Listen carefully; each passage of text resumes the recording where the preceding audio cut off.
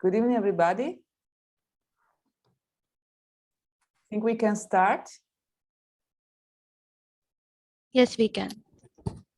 Good evening, everybody. I am Francesca Amendola, the director of the Istituto Italiano di Cultura in Mumbai, which is the cultural promotion office of the Consulate General in Mumbai of Italy. Yesterday, it was the 23rd of March, Italy celebrated the 6th edition of the Italian Design Day, which is titled this year, Regeneration, Design and New Technology for a Sustainable Future, with the aim to focus on the future of design in all its multiple aspects. Another aim of Italian Design Day is also to introduce the Salone del Mobile, which is the most, I may say, important fair for interior design, and that will take place this year in Milan from 7 to 12 of June. In this framework, here in Mumbai, Istituto Italiano di Cultura has the great pleasure, real pleasure, to partner with Architecture Foundation in the organization of this conversation, which will bring us here in a few minutes the two founders of two major architecture studios, Rahul Mehrotra for India, of very famous, very well-known RMA architects, and Raul Pandaleo from Italy, co-founder of TAM Associati. We will also are going to have as moderator the Italian artist, thinker, art curator, and designer Andrea Anastasio, and the director of Architecture Foundation, Ms. Singhal. I would like to thank all of them for making this event happen, for being here with us. And also I would like to thank Consul General of Italy in Mumbai, Alessandro De Masi, for his support. I truly wish that the ideas that are being developed today may inspire for future exchanges and events. I'm really persuaded that we are going to listen to wonderful, to interesting ideas in this moment. So I don't add nothing more. It's time to start. So let me give the floor to Ms. Singhal. Thank you. Thank you, Francesca, and thank you, Italian Cultural Institute, for taking the initiative to organize today's discussion, and which sort of syncs with the Italian Design Day yesterday. Today's discussion is titled Thinking Architecture, Design and New Approaches for a Sustainable Future. As the title implies, the intent for today's conversation is to discuss how design can re-challenge ways in which it currently works, to address the urgencies faced by our world, be it the way we occupy domestic space and the places of work, given the last few years of the pandemic, on how that is changing for us, or to address more potent social questions amidst war and crisis around the world. Or most importantly, how design can rethink innovative ways to respond to the most crucial question of all, climate change and the imbalance it creates in the ecology of things. Basically, the question is, how can design play a role in creating a harmonious present and creating a sustainable future?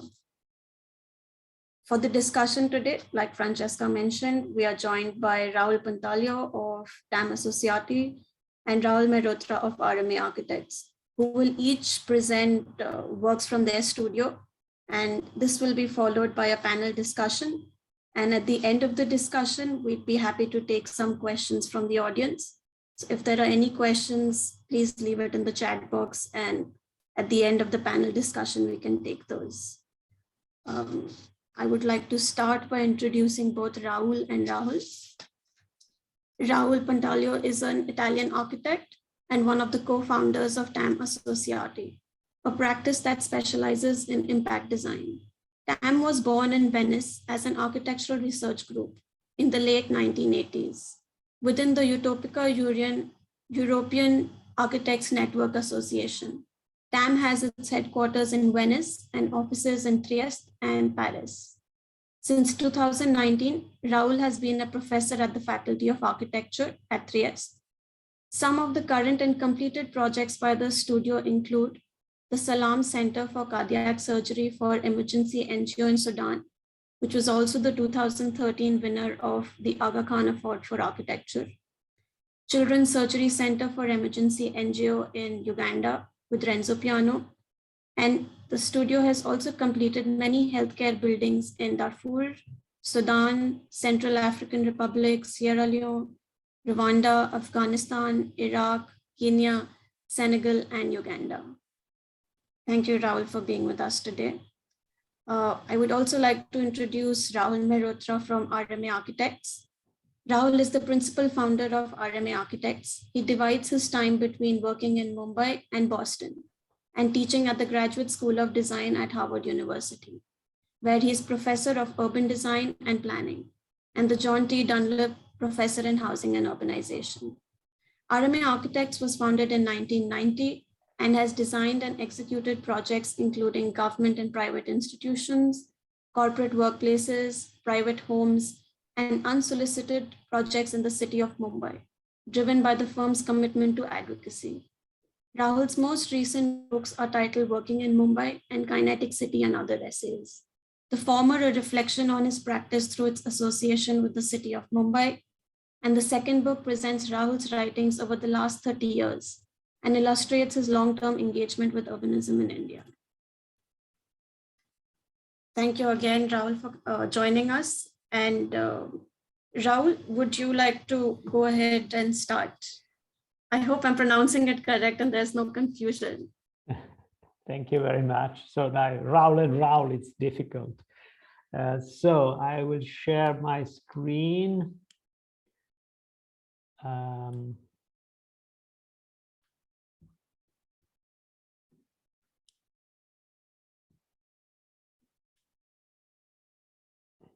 Can you see the screen? Okay. So thank you very much for the presentation, and just I would like to add a few words about our work.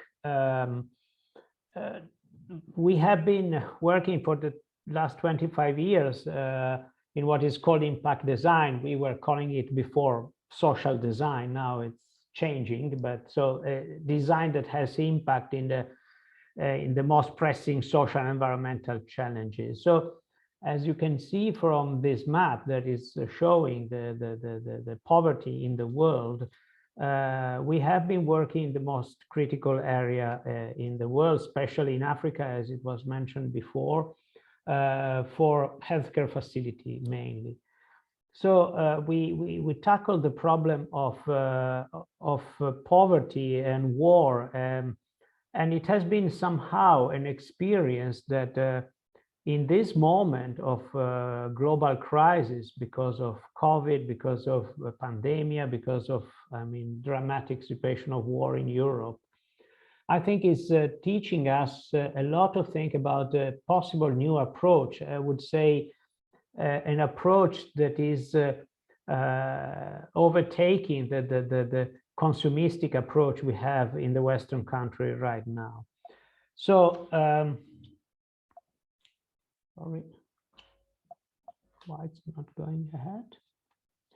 So, what is the role of architecture in this context, in a context of war, like in this picture in Afghanistan or in Sudan, Darfur, or in the refugee camp, but also in the poverty that in the picture on the right is a picture in Italy, in Naples. What can be what can a design add to this condition apart from to act as resolving giving solution for dwelling for the first emergency? We think that what can be added by design in this context is something that normally you don't find in this context. That is beauty, because we prove in this year that beauty can be part of the healing process of a patient or people that are living in a refugee camp, because basically because it's giving a hope. When we talk of emergency or we talk of refugee camp, normally the first thing you do is just to fulfill the basic need, a shelter, food, water, and sanitation. but the people that are suffering needs a view of the future. And beauty is an extraordinary vehicle for a view to the future. I'm talking of a beauty that is very much linked to the Greek approach to beauty, that is an ethical approach that links beauty and utility. So beauty is not something abstract, it's something that is useful. And in our experience, we found that this sort of, it's a beauty sometimes is, or it's a word that is not linked to poverty or war, but we think and we prove that is something that can be an extraordinary tool to the future, and design, and can be a good vehicle. I will share with you just two very small experience in two different conditions. One is in Iraq. It's an experience of it. We were in 2015 during the war of the Islamic State, and we have been called to design clinics very close to the front line. We were in Kanaking, then Arbat, we moved back. So it was something that it was for me really an extreme experience. When we arrived, we were in the middle of arrival of thousands of refugees, mainly coming from Syria. And so as you can see, this is the typical picture of the first emergency. You build the tent, there is, of course, try to fulfill the basic need. In the action, in that emergency, there was also another approach of trying to give a better, higher standard to fulfill the need with using a container. But when I arrived in this camp, actually they were showing us this camp as something extraordinary, you know. I mean, it was really a big improvement. The first feeling I had, it was that it was sad. It was sad because they put a lot of energy, a lot of money, but this place is simply sad. And in my impression, it was even worse than the tented camp, because it was a place without humanity. Of course, it was an extraordinary improve in terms of facility, because you have a container with the toilet, the cooling, heating, and but as you can see from this picture, it was something out of humanity. By the way, in the center of the picture here, this was the clinic. It was exactly the same than this building that was the school. So the challenge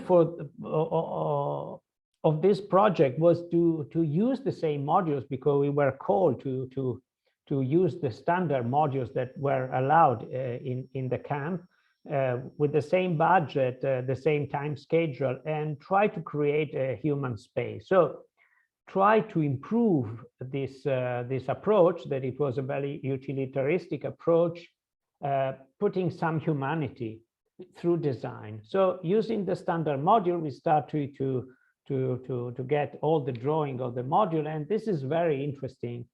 These were the drawing we received from the camp authorities, and it's made on an Excel file, as you can see. So it's just a functional model. I mean, you just enter, get out, get in. You have to put this container here and there. So this is what I call the engineering of poverty, the engineering of desperation, because you are just fulfilling the basic need. And this is the result. You make a facade with a door, you have to enter. So the challenge has been to use this container and try to somehow to dress this project with something that could be a place, could have a humanity, And as you can see, the shape is basically very similar because we had the standard trusses, we have the standard container, but this building start to be a presence. It started to be a sort of landmark because it was the only colored element in the camp. And secondary, it was the only green part of the camp. So this is, of course, I'm not pretending that this is architecture, but this is a way that we, as an architect, you can approach a very practical problem with a lot of limitation, putting on the table all the capacity we have to improve a space like this in a space that has light, that where people can also confront with nature, that has a humanity. And just resuming the very basic things we use that actually you will see also in the next project that is a bit bigger project, is design proportion. I mean, if you remember the building before, it was out of proportion. To start to have a decent proportion, to start to design the window pattern, then use color. That color becomes a big help in this desperation of a refugee camp, because it's giving a message to the people that there is something alive there. And the third element that in our experience is crucial is nature. Okay, this picture, you see the small tree was just planted, but a nurse coming from Kobane that was part of the staff, so she was a refugee too, she said, I'm going to pay this tree because for me this means hope. So as you can see, this clinic and this for us has been a fantastic success, because then they became standard in the Ministry of Health of the Iraqi Kurdistan. And so this is a clinic we didn't design. It was just designed after our work. And it has become a landmark in the camp, because it is something that you can recognize not only as a clinic, but is also a place for sociality. The second example is a building in Darfur. It's a small pediatric clinic. I've been working in Darfur during the war in 2004, and then I came back in 2010 to design, let's say, a post-war building. In fact, when I was there, as you can see from this picture, the war was just around the clinic. So the clinic was placed in the center of the city and should serve the thousands of refugees that were around the city. So the challenge of this project has been to try to make a project that could reinforce human dignity in a post-war building, and also have a basic respect environment, because normally when you work in this kind of emergency environment stands to the back. So the idea is that after many years of war was to build a building that could talk about future. This is a picture I took when I made the first survey in Darfur, and this is the way the patients are treated in the hospital. Is just a desperate situation. So our first challenge was to try to build something that could give an impression of freshness, of taking care to the patient. And for instance, we designed this roof, this wave on the roof, just using colors, and the roof was made with the jacquard, is the vaulted roof that is traditional in that area. So this wave, cold wave, color wave, it was just a message of happiness, especially to the children. The second aspect that we tackled in this project was the issue of respect in the environment. So this is the condition of the surrounding. I mean, desert and garbage everywhere. So we designed the building around this majestic tree. This is a Tabaldi, it's an African, North African baobab. And we made an old system of recycle of the water in order to have water to have a garden. So it seems secondary, but in a situation of that, to be in a garden where children, for instance, can walk in the garden without shoes, it is something that is giving to the people a sensation that in this place they can imagine a different future. As you can hear, I'm using very often the word future, because I think that in this condition, architecture, it's an extraordinary tool to talk about future. And here I would do it very fast. There was an issue that the standard we want to have inside the clinic was to a very high standard in terms of cooling, in terms of hygiene. So we use a traditional way of cooling that comes from North Iran and North Sahara area, that is a natural ventilation with adiabatic cooling.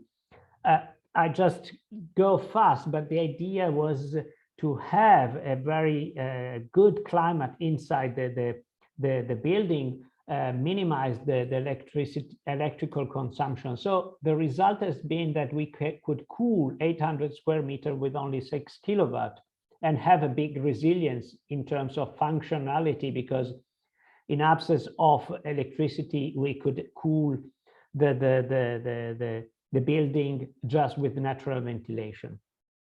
The last issue we tackled was after this dramatic war, was to try to build a building that could be friendly to the people. And here it came out our study about physiognomic, about the capacity of building of represent human or animal, because this is opening a discussion with the people.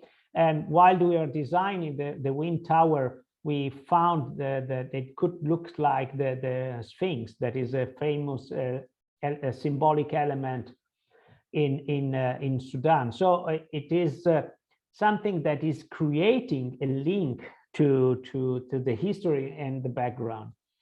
And I would close my presentation, since we are in the Italian Cultural Institute, going to our roots. Beauty, it has been always in our tradition a tool, as a healing tool. And we are going back in the 1445. This is the Ospedale degli Innocenti was a masterpiece of the Italian Renaissance, designed by Filippo Brunelleschi, the architect of the dome in Florence. And this hospital was a hospital for poor people, poor mother, and abandoned children. So it is a long way ago when we start to use, at least as I know from our culture, beauty and design as a healing tool to show to the people that it is possible to do something for the next future. And I would conclude saying beauty is an extraordinary tool, also because it's a low-cost renewable resource. Thank you very much.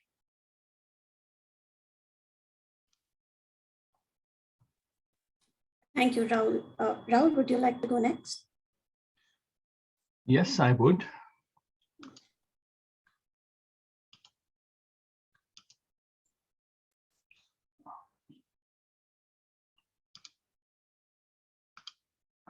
Yes, clear?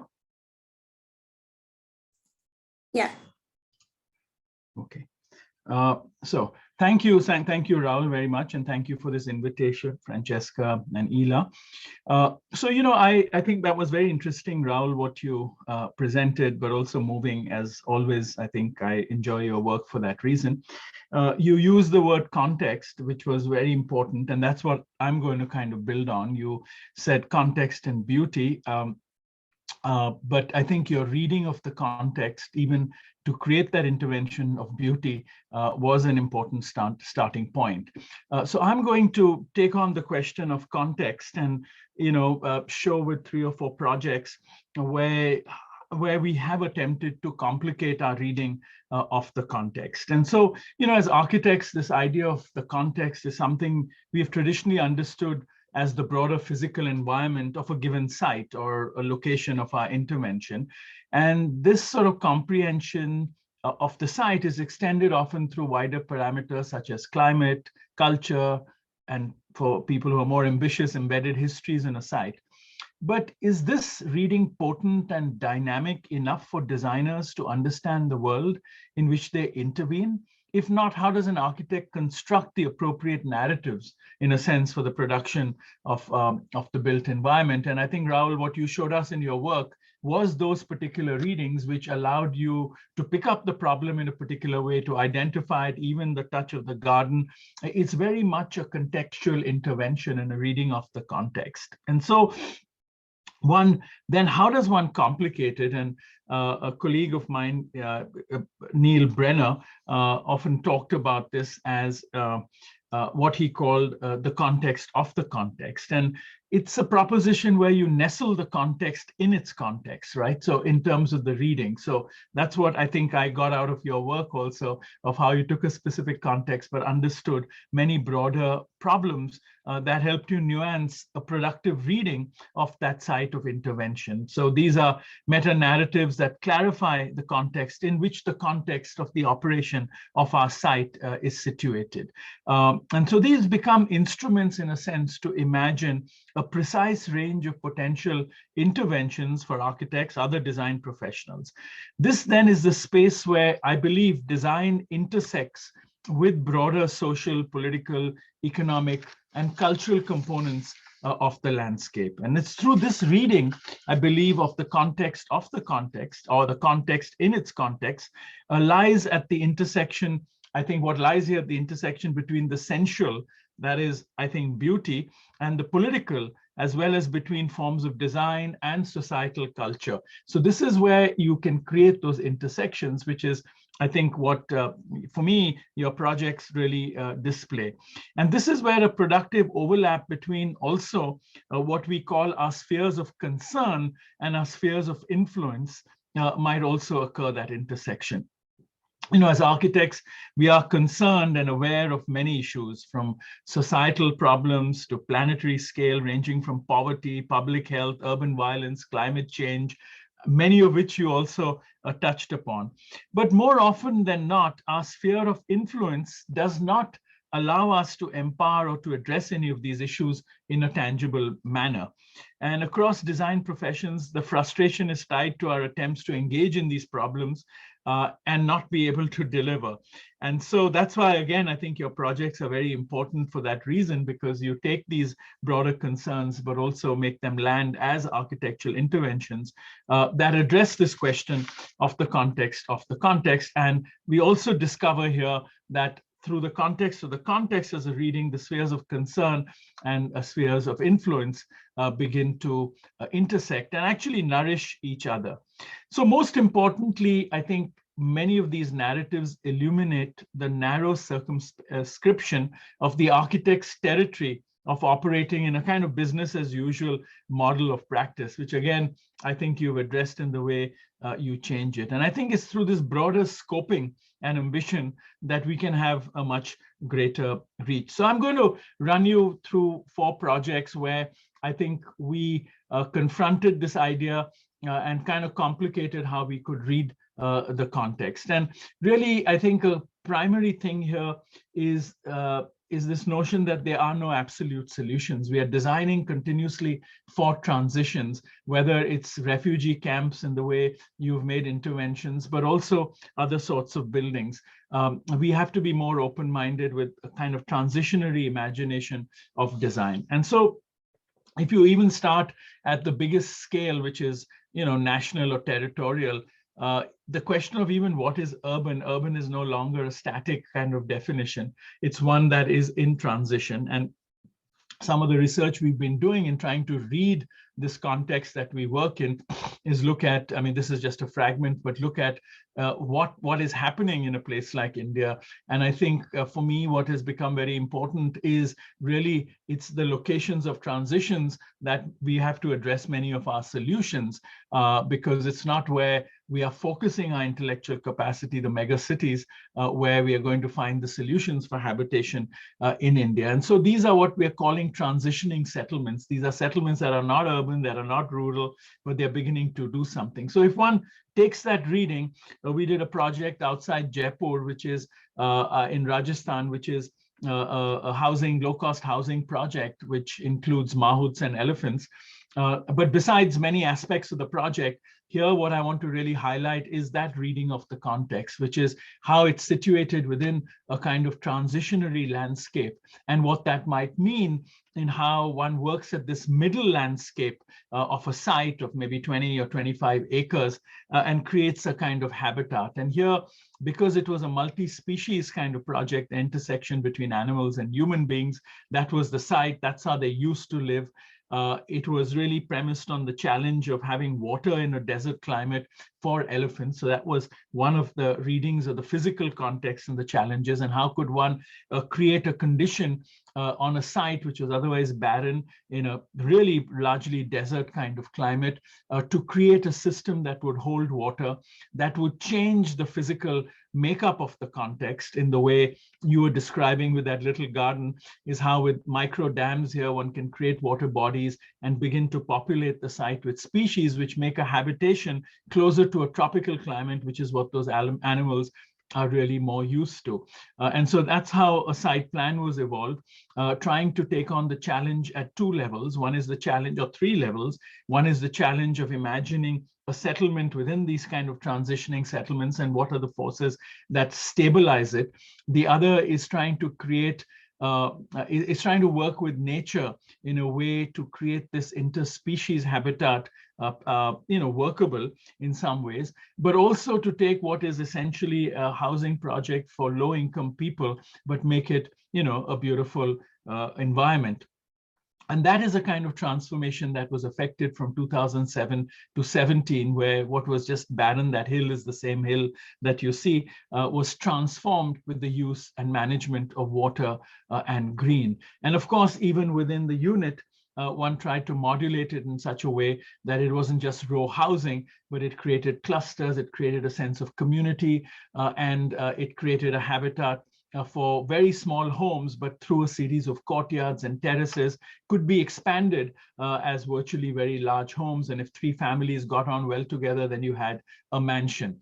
But it was also a project that was fraught with politics, because it was within a landscape where political parties were changing. What you see in the red line, we were the only constant force in the project over a decade.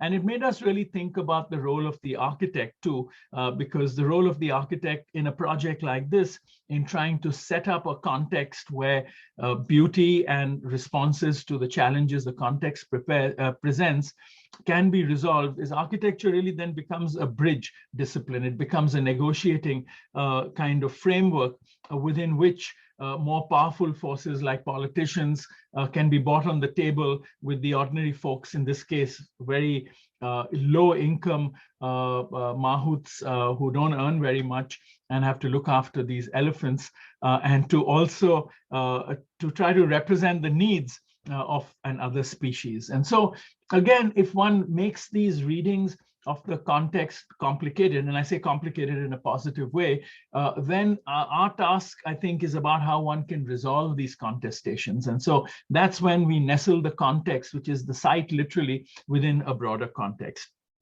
Another reading of the context is a project we did in Ahmedabad, a library for the School of Architecture designed by B.V. Doshi. So it's a very important building, a building I studied in. So one also has an emotional connect. And we were asked to put in a library that would be 6 stories high, which would have gone, 3 floors above this building, as you can imagine, which we felt was completely wrong. So here, the reading of the site was complicated by the fact that this was also what I believed in as a fragment of our own heritage, our modern heritage, a post-independent India heritage, a heritage of production by, one of our finest architects, one of the first generation of Indian post-independence architects. And so it's a historic context in a sense. And so here we responded in a different way. It wasn't about literally copying the context, but trying to resolve it in a contemporary way, but creating an internal world for such a large program that doesn't impinge, but creates a tension, but doesn't doesn't bear on the existing context here, literally of what I would think is a historic district. So this became a building that went 3 floors into the ground. And of course, it did that by nestling a series of spaces, creating an internal world, relating to the datum of the buildings around, as you can see in that slide, but also doing it in a kind of contemporary way. And so therefore the building then becomes an internal world, which relates to the exterior in very minimal ways, but creates a response to the programmatic needs in a different way. And here going in a kind of subterranean condition is also good for the climate, because it's a very hot, dry climate. So the coolness is, it's the first good move, which can be complemented with many other fixes, but it at least creates the first move that allows the insulation necessary to keep the building cool. But above ground, it relates to the buildings around it. It operates as a climate control screen. It creates and sets up a datum for the other buildings while relating to the datum of the existing buildings, and creating these sort of softer thresholds which allow a transgression between the spaces of the exterior and the interior, but yet keeping the scale very mindfully correlated in a way. And as you go into the building, you see the courtyard sink below. You have spaces that are occupied below the ground, in this case 4.5 meters below the ground, and then 9 meters below the ground, which creates an internal world. So it's like living in a book stack, because the internal building is like a big book stack. The third project I sort of want to share with you is one in Hyderabad, which is for a corporate building. And here for us, the context was our reading of the context besides the site, because the building site sat in a corporate district. It's Cyber City, which has corporations, and it's all corporate buildings essentially, and IT buildings. And therefore the questions became, beyond climate, again hot, dry climate, how does one respond to the fact of what might be more appropriate, rather than these sort of impulses to bring global architecture, so to speak, which are essentially pretty dumb glass-clad buildings which have nothing to do with the climate. But also, how does one create other forms of social transgression where in our corporate cultures, you have great disparity. You have people who work at a very low income level, and then you have the corporate bosses who work at a very high income level. And so we came up with a building which actually has gardens on all 4 facades. It has a misting system which keeps the building cool, which is important because it's important climatically.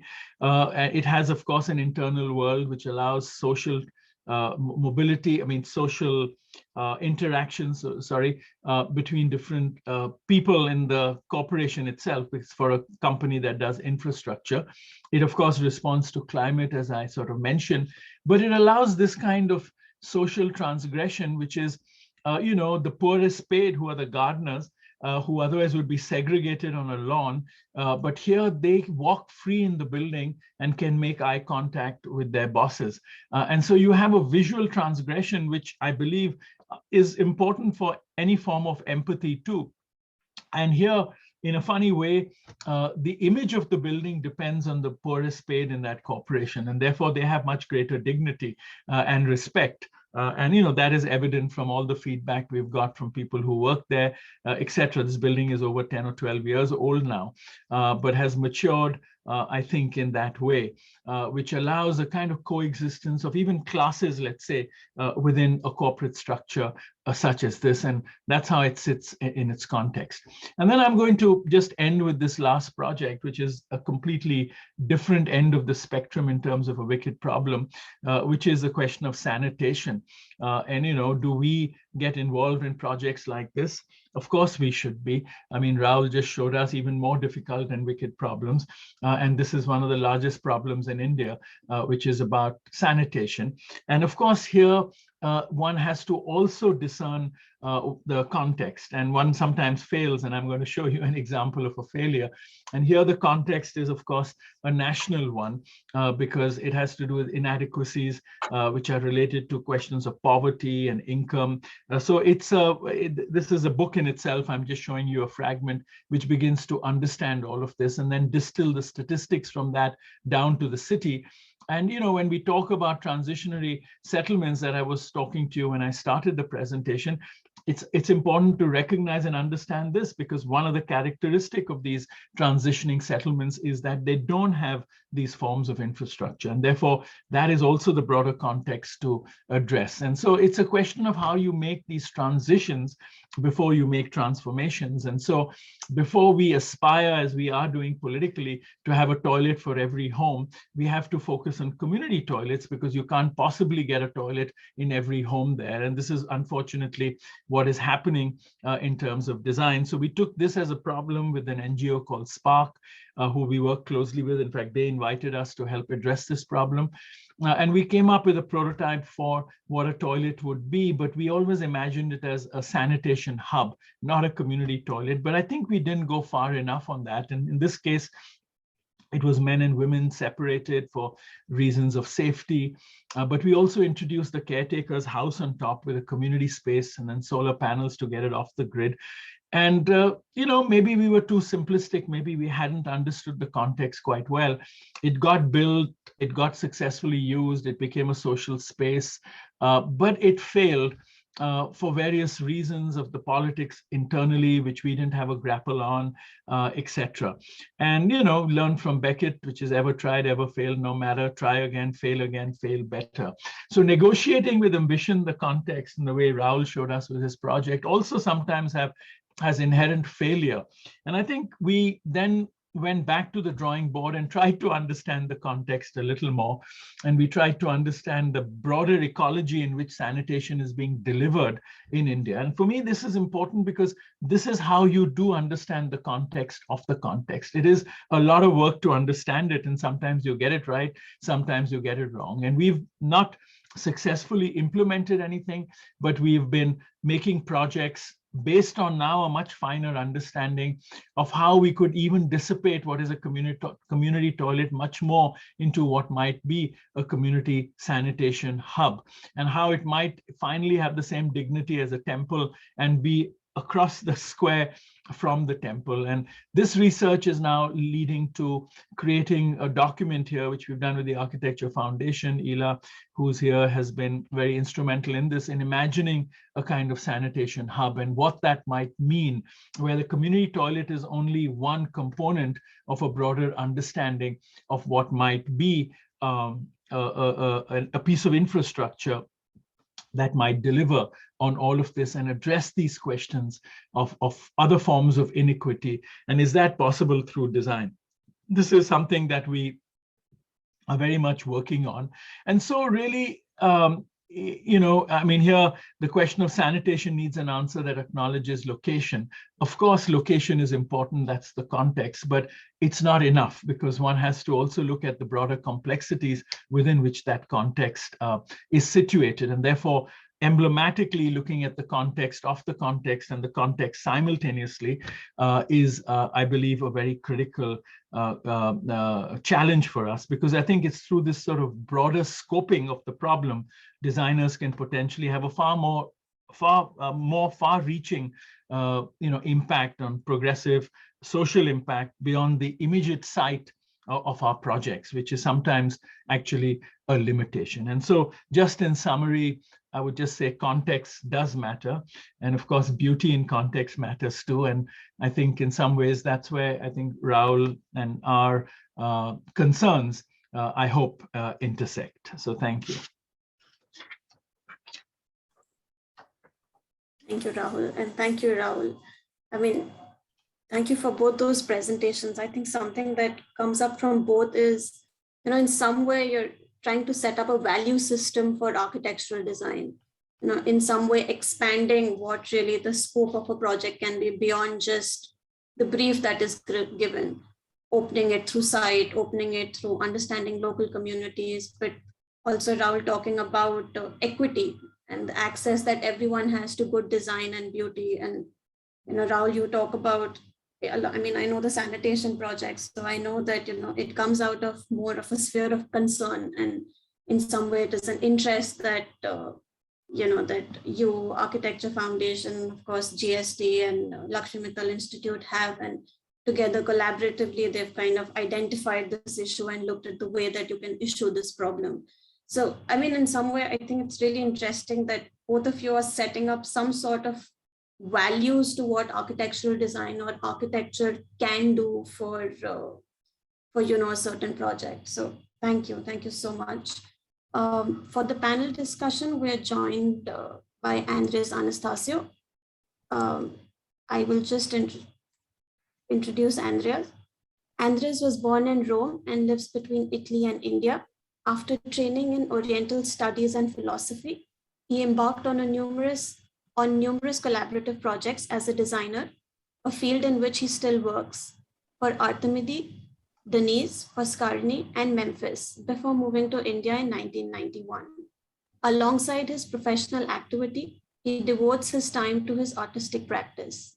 His research focuses on the manipulation of objects, consumer goods, and materials linked to the domestic context in order to generate linguistic short circuits while sabotaging their conventional meaning. He is interested in the potential convergences of conceptual art with design. He was artist in residence at the Isabella Stewart Gardner Museum in Boston in 2005 and 2008, and has exhibited in solo and group exhibitions in various Italian and international museums. Thank you so much, Andres, and I hope your train journey is kind of been okay and you're safely. Yeah. Well, I safely reached the place, and it's amazing to see what technology can do at times to help us. I could follow the presentation while I was moving from a train to a car and then finally to the studio. First of all, I want to thank the Italian Cultural Center for organizing this, and Raul, the two Rauls, for having accepted the proposal of participating, sharing their, contributing to this day, design day, by sharing their projects, and to Mumbai Italian Cultural Center for organizing this, and to Ella and all the people at the office in Mumbai for supporting this. I must confess that while I was listening to these presentations, my mind kept going back to a series of talks that we had in India in 93 and 94, and Rahul Mehrotra remembered these when I was traveling around the country with Andrea and lecturing on design, and I remember the very challenging title that he gave to the lecture to provoke the audience is the end of architecture. And by end of architecture, he definitely meant the end of a very superficial approach to architecture that somehow had been confining it to constructions, and stressing the relevance of many points that have been touched by the presentations. We have gone through Raul Pandaleo's project, where somehow the key word that you used was beauty.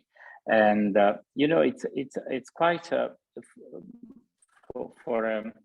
for a person like me who constantly interact with people from different backgrounds, with architects, with artists, and with designers.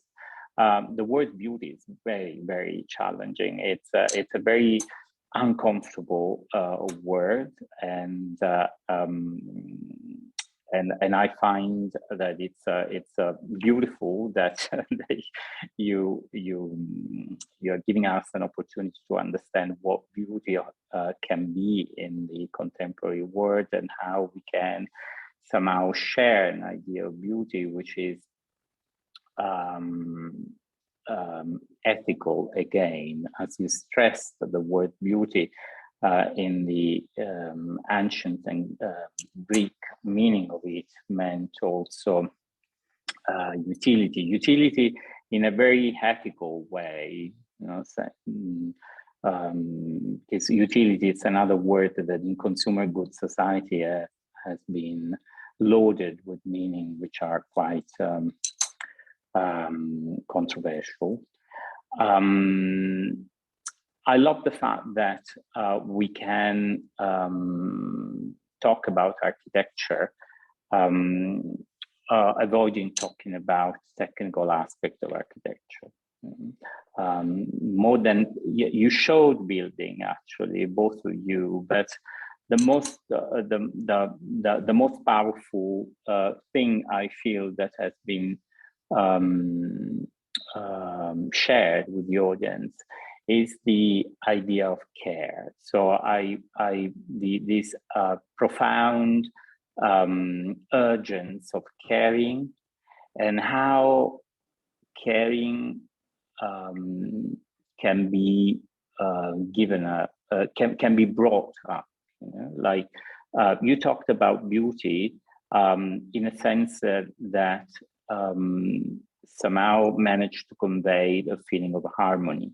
So I wonder whether, you know, this harmonious coexistence of human beings, animals, and nature, three kingdoms somehow that have been, especially modernity, put into three separate compartments, can be approached in a holistic way, so that the dimension of listening changes our position. Because one of the things which I find very interesting is that when architecture, or any discipline, when design, when architecture, when art starts to be interesting and vital and meaningful, is when the definitions are put aside, and when the act of listening, the act of learning from a context takes place. Now, that act of learning and that act of listening requires a certain amount of vulnerability. Otherwise, we are somehow rooted in our way of solving problems. And the older and the more we practice what we do, and the clever we become in avoiding the challenge of listening to what is the context. I particularly liked the fact that in talking about your project, you use the word proportion, nature, color in a way that it's less academic, more tuned to human sensibility. And by human sensibility, I mean the capacity of putting ourselves in a broader context. that is not just ours, but it's shared with nature. I also find extremely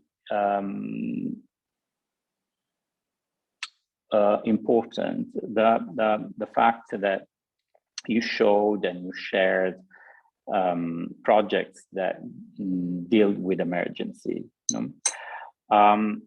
Now, it's very easy to think that emergency is where there's a war in the battlefield. But I was wondering while you were talking whether we need maybe to look at our context, our emergency context. Like the world we live in, it's in a chaos, which I don't think it's less dramatic than what we see in a battlefield. Without, I'm saying this without subtracting any painful aspect of what you showed, with all the respect for people who endure that kind of pain and they still manage to find the dignity in what they do. But I would like to use that as a metaphor of the world we live in. We live in a world where I think quite often we are numbed by stimuli and input, and we think that that architecture, when doesn't have to deal with extreme situations like battlefield, can somehow indulge in the luxury of individual statement or contribution to the history of the aesthetic. I think this is what I feel I want to challenge, because in what you shared, there is a great sense of responsibility that somehow equal architecture to the capacity of caring. So, and if we manage to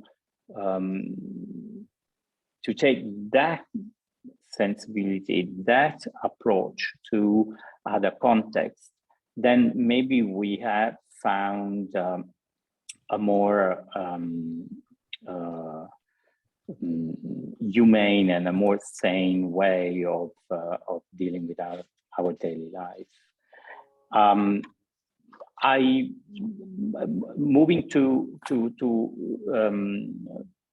Raul Mehrotra, who I've been lucky to meet many years ago, and a friendship that I enjoy and I nourish, despite of the fact that we often go through period of silence and absence because we are both very, very absorbed by our daily life.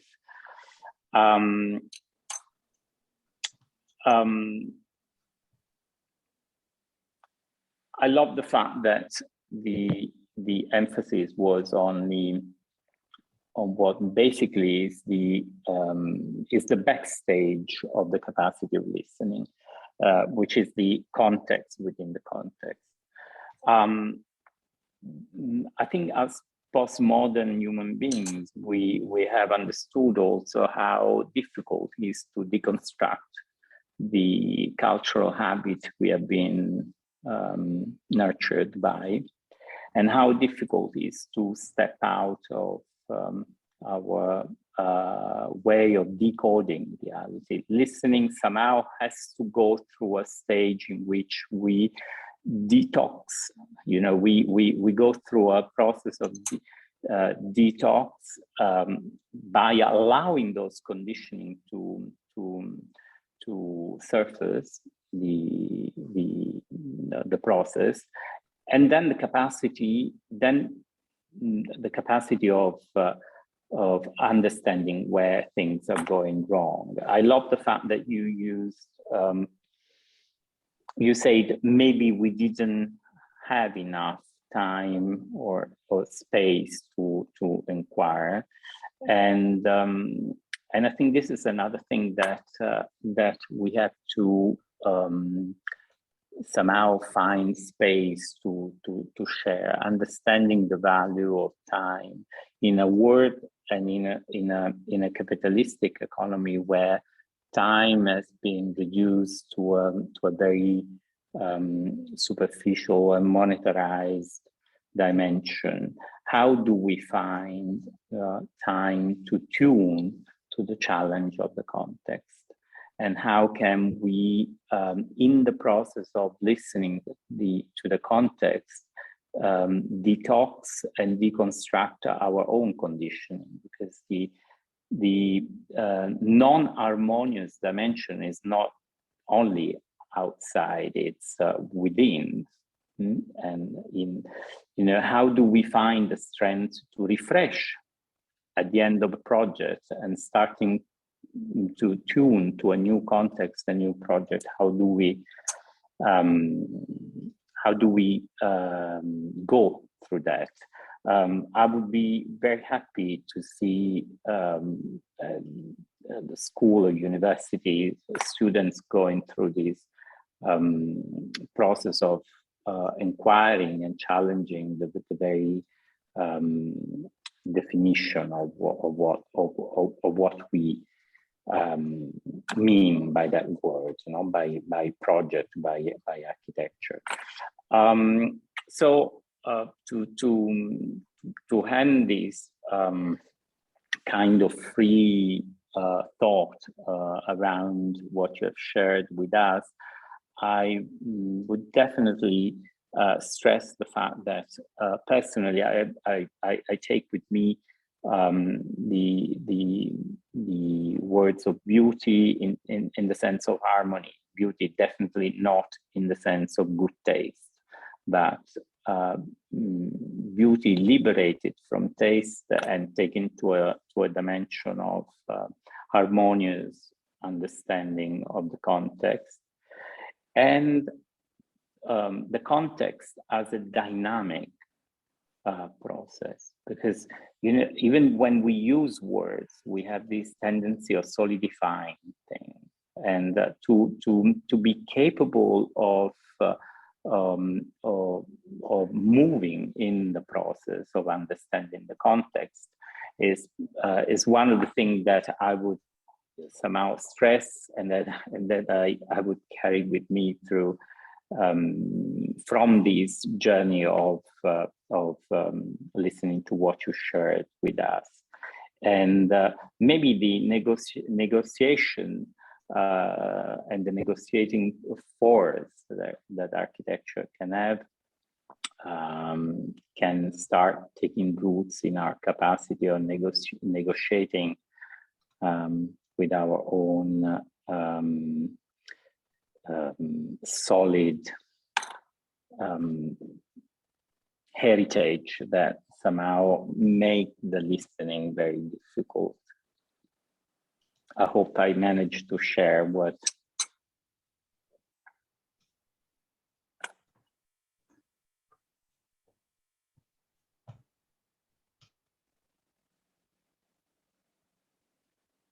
Thanks, Andrea. Thanks for your reflections. Thanks, Thank you, Andres. I was wondering if I can ask a question to Raul and Rahul, and then there is a question in the chat box that we can also take.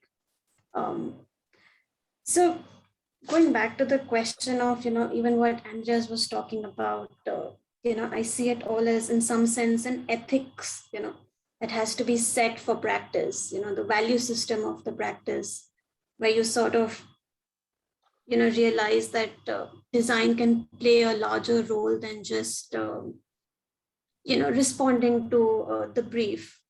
My question sort of expands on that because, when you're designing a project, it's not just the architect. You generally have a much larger team. The way that you open up context, or the way you look at the role of design, is something that may or may not kind of be in parallel with the aspirations of the client, or even the other vendors or consultants that you're working with, or some of the agencies, when you're working in certain parts of India or even other countries. There are other agencies that are involved in the process of design, who at times may have very different aspirations versus what the intent or the context may demand.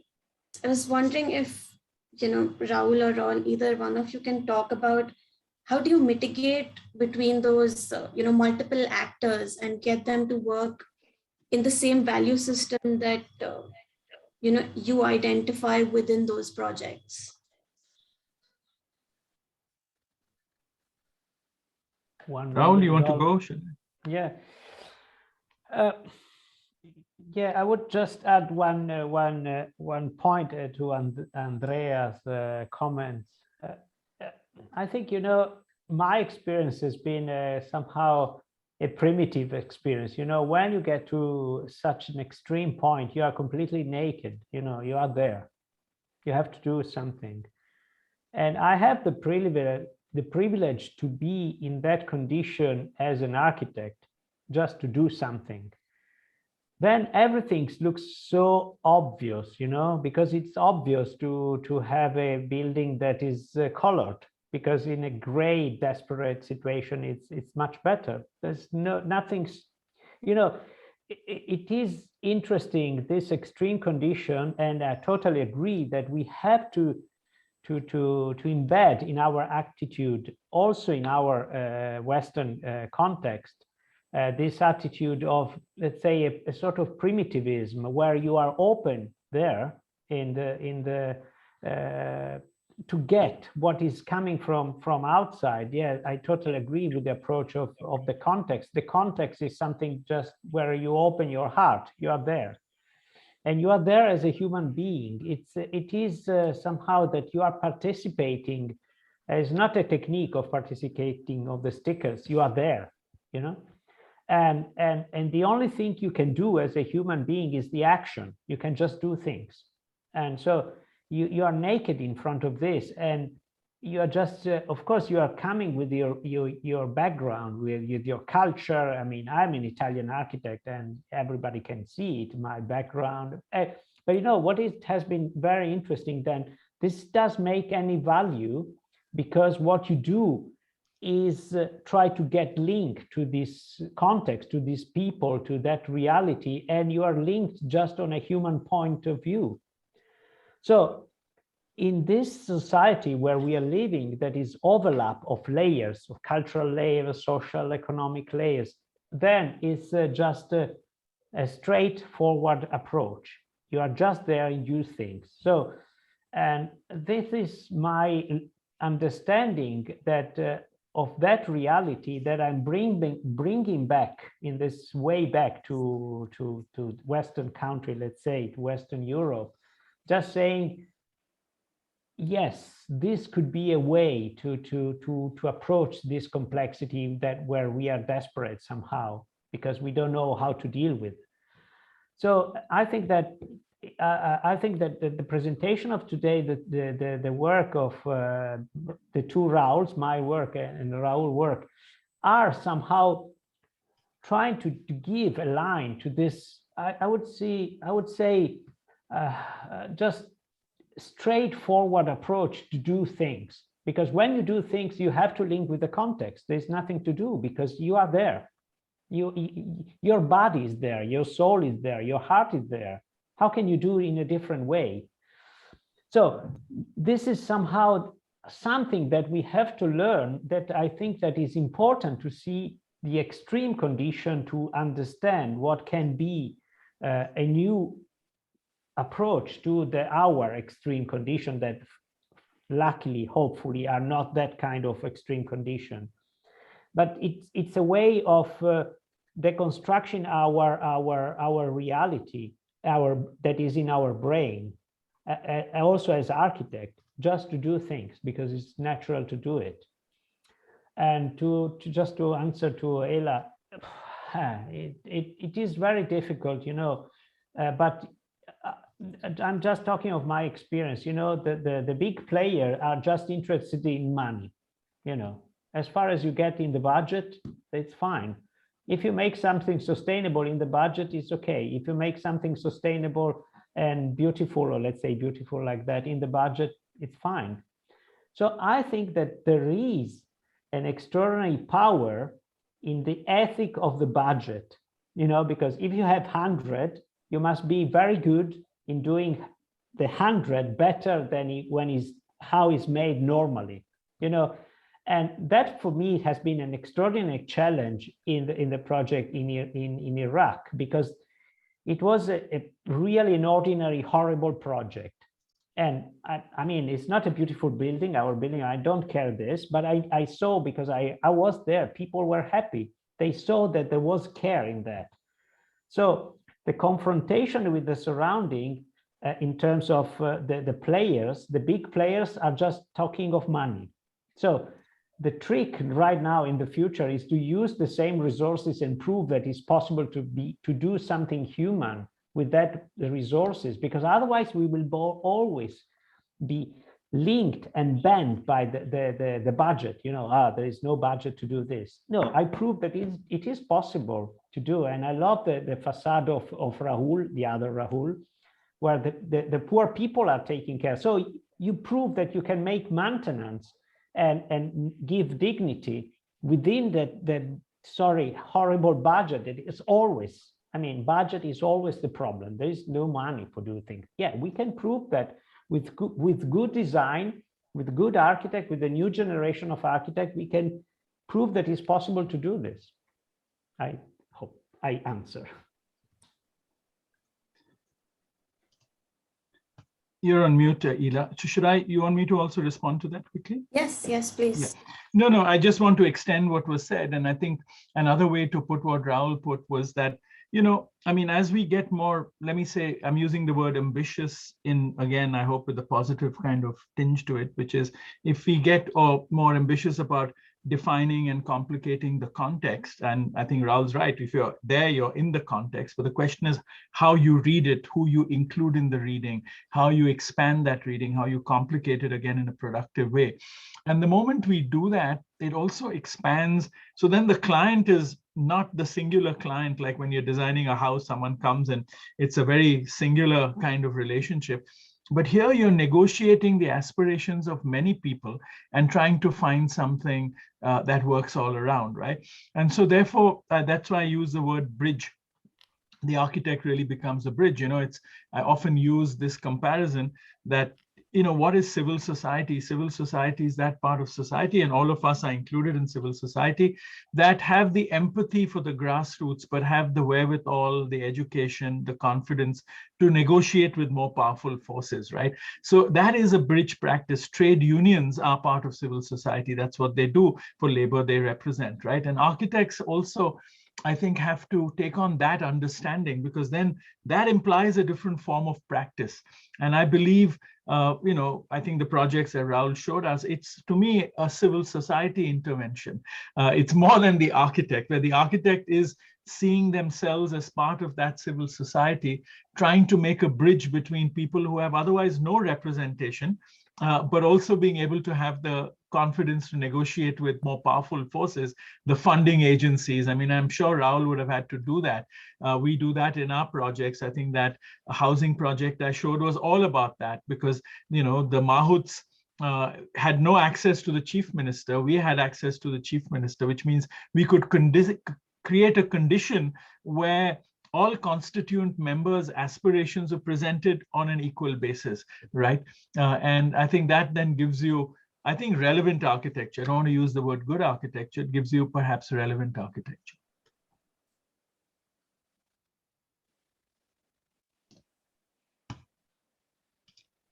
Should we take that? There was, sorry, if I can say one thing, there was one word that Raul Mehrotra used when he was talking about the project, that it's frustration.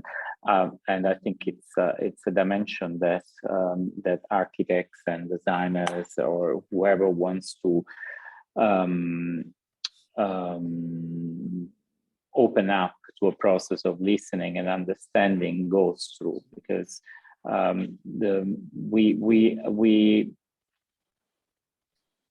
we live in a world, and I don't think we can hide that, in which the interests are most of the time are conflictual, and to find maybe we are asking the architect a bit too much, because he or she has to be also capable of bridging the conflicts and the contradictions that are often in right at the very beginning of a project. So I don't think there is one answer for that, but I think it's very important to understand right from the beginning that a project is a team work that has to be approached with that equal vulnerability within the team and in the listening of the context, because there isn't an ideal situation. There will never be an ideal situation.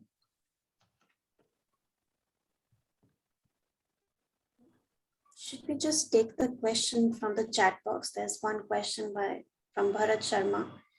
It says, how critical is simplification in design, especially while addressing projects of greater complexities? Could simplification as a concept be the most relevant thread in an ever-growing information age? I can jump into that quickly. I mean, I think simplicity is the other side of the coin of complexity. The two go together. You can't separate them, right? And I think if the clearer our understanding of that complexity, which means you can bring many complex forces together, you get simplicity in ways that it can contain that complexity. So in a sense, it's the other side. There are two sides of the coin. You can't separate them. If you start out by just saying, we're going to simplify everything, you're actually missing on complexity, and vice versa. So, I mean, I don't think it's a binary, really. It is actually intrinsically linked.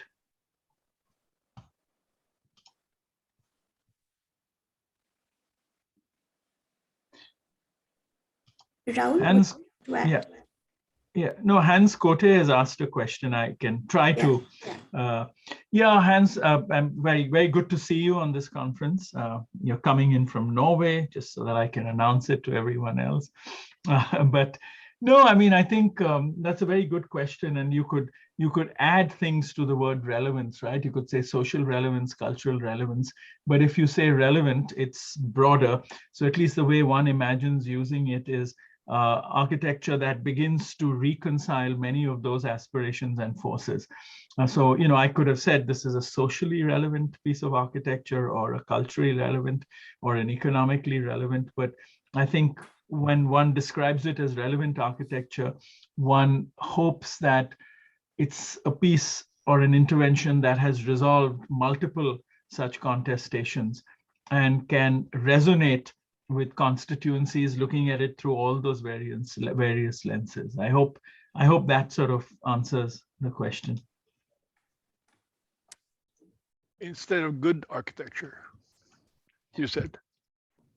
Yeah. I mean, good. I think. Well, yeah. Good is limited, no, because good begins to edge on the subjective, just as the use of the word. Whereas I think relevant is more encompassing. That good, or does that sort of answer your question? There's another question by Abhimanyu Chauhan. Does architecture have the power to inform the society to inquire, sensitize, appreciate, and react to a realization that they themselves are a huge part of the shift to sustainable futures through each individual's responsible behaviors? If so, then how? Raul, you might want to answer that. I mean, I can just answer with my experience. You know, I am an activist. I am an embedded architect in social activism. I mean, before being an architect, I'm an activist. So I've been struggling with the flag and all that because it's part of my approach. I am a piece of that activism. So I strongly believe that my experience has been successful for myself, of course, because I could be a part of a movement of people that were struggling for a different world, basically. And it could have been in the last 20 years, all the movement against for equality, for Friday for Future, and so on. So I think that as an architect, you can change the things if you are part of something where you're just giving a shape to this. I mean, my work is just it's a tool to this. So basically, what I always say to the people that are working with us, first of all, you have to be an activist. This is our approach. My approach is that where you have to be part of a movement that is struggling for a different world. And then as an architect, it's obvious. I mean, there will be somebody that is a good doctor, somebody that is a logistician, and you are an architect and you are part of this. So it's this why I think that it's possible to do a sort of revolutionary architecture within a movement of people that are trying to react. So it's not an individual action, it's a collective action. I always say we have to start from going from myself to the community. So from l'architetto dell'io, l'architetto del noi. Okay, in English, it's from myself to us. So that I think that is, we have to give a voice to all the people that are trying to struggle, and the voice we are giving to these people is coming from our work. That's it.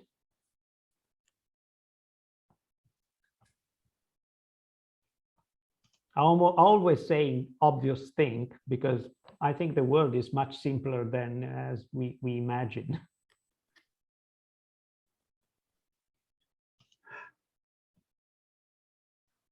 I would love to say something on this.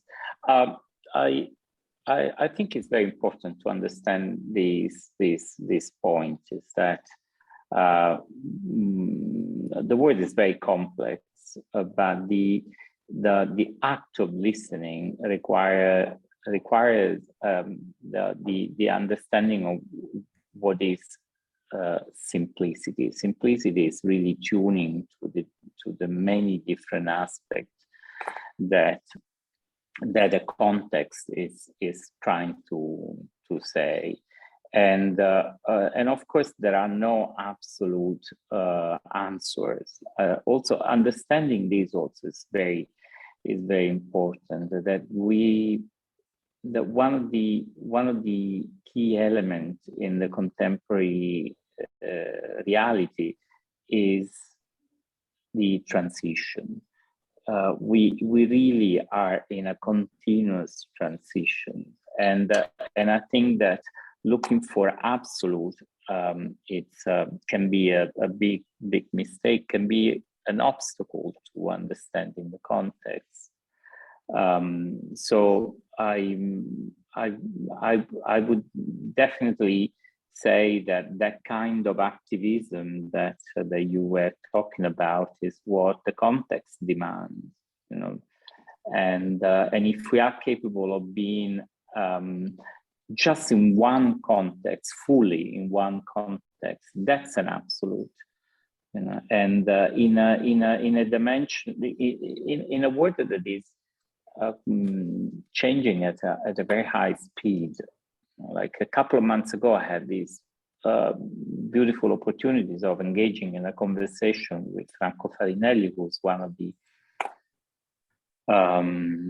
best geopolitical mind in the world, and he wrote these beautiful books in which he demonstrates the failure of geography to understand the world, the contemporary world.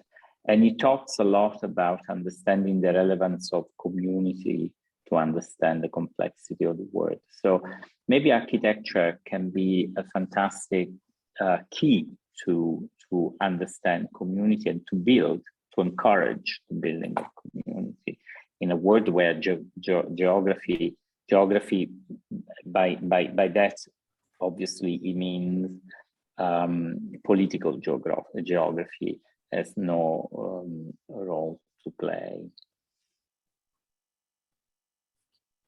I think we have time to take that one last question in the chat box.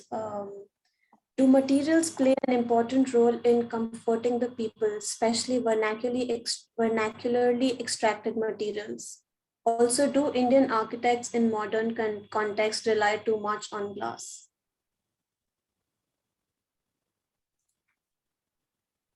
Well, the short answer is yes and yes for both those questions. So, I mean, we can elaborate it, and of course, I mean, local materials are local materials, and they clearly embedded in vernacular solutions, solve all sorts of problems from aesthetics all the way to the way they weather to insulation and all of that. So I mean, I think it's pretty obvious. And I think what glass has done in a kind of universalizing impulse, which is part of the tyranny of images that drives the making of our cities and architecture. Sorry, somebody's mic is on. It's it's a problem. I don't know, Raul, you want to elaborate that? It's such an obvious yes to both. Yeah, I totally agree. But also the local material is part of your understanding of the reality. For instance, in our clinic in Darfur, we used this frame they were doing in the refugee camp because it was the most available, the sort of bamboo, and it was on the market, you could buy everywhere. So the culturally, it has been a big challenge to transform what people were considering a poor, fence in something that were giving dignity to an important, for that context, a building. So I think that the local material are relevant if you use it for with the purpose of talking of something, not just by themselves. Just say, well, we use vernacular or traditional material.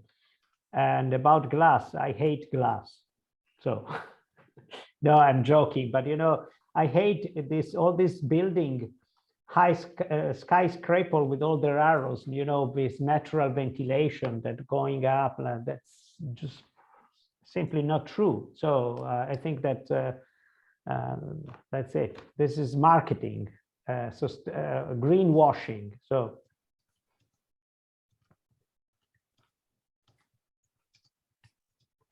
there seems to be one more question. You think we have time for just one more question? Yeah. Okay.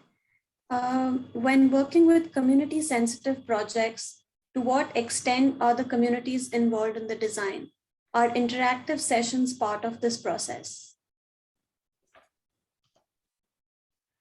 I mean, I can quickly jump in. I mean, in the projects I showed you, I think the reason for me that we did, the community toilet, failed is because community participation wasn't part of the process. It was a complicated ecology where the World Bank was giving money to NGO, and the NGO employed us for design. We didn't have access to the users, and that's what we learned from it.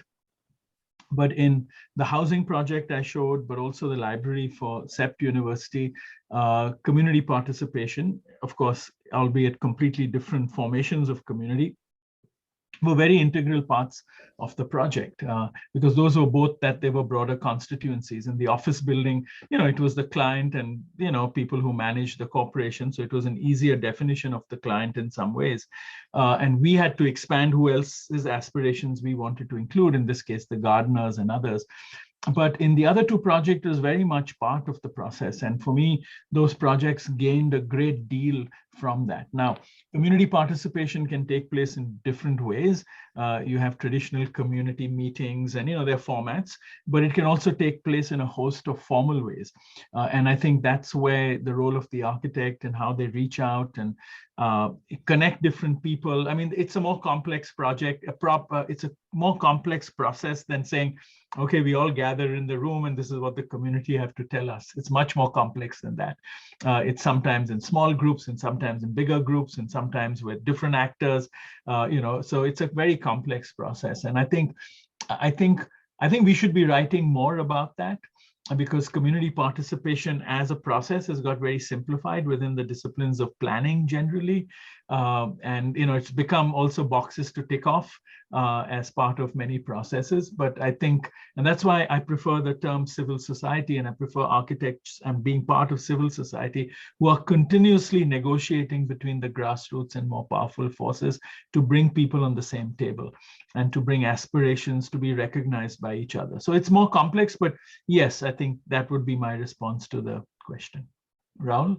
Yeah, I totally agree. I mean, I'm more interested in an informal approach.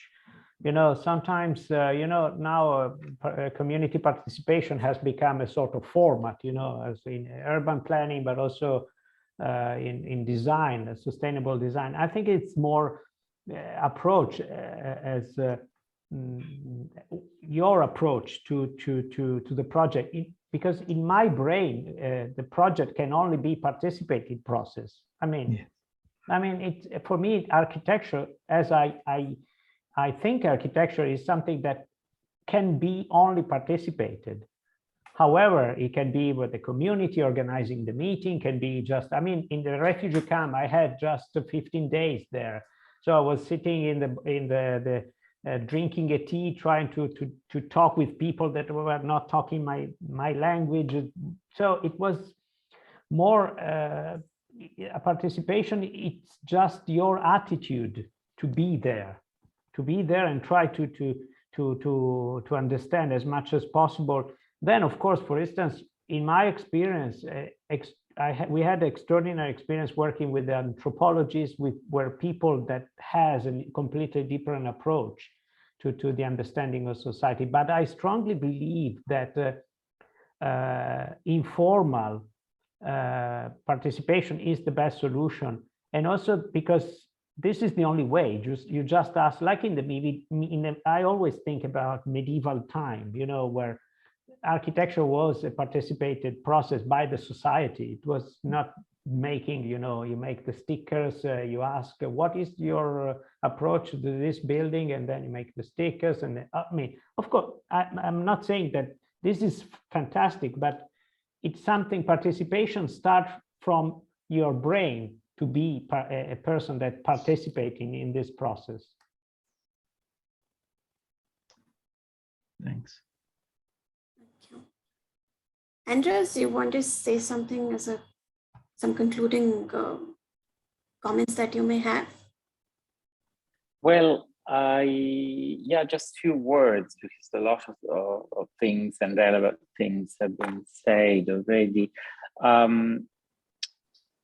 It was interesting to, just by listening to what we have been saying, already there is a process of unfolding and tuning. I'm sure that the people who have been participating to this informal talk must have sensed also this tuning, this effort of holding each other towards something that can somehow make us more at ease with the challenges we live in, and I think that architecture as design can be a wonderful tool to tune to that, understanding the meaning of being at ease with a word that is constantly changing and creating a lot of challenges. So I really hope that this effort of tuning, even within us, the care that listening to somebody sharing demands. I really hope and I wish that the same care is somehow sustaining our understanding of what we do and the understanding of the other. Thanks. Just to add to that, you know, this conversation has been very interesting in terms of opening the vocabulary also for this tuning, you know, using the words like relevant architecture, but also bringing, you know, words like vulnerability, simplification, civil society. I think those already become tools in some way for this tuning, and it's already a newer approach of, you know, kind of a more enabling way of looking at architecture. So thank you so much, Rahul and Andreas, for this really great conversation. And I think we have to replicate somewhere else. It was fantastic. Thank you very much to Francesca also for the organization. Thank you. yeah, thank you, Thank you. Thank you. Everyone in India has a good evening, and, you know, in Italy a good afternoon. So Thank Bye. you. Ciao, ciao. Thank you. Ciao. Bye bye. Bye. Bye.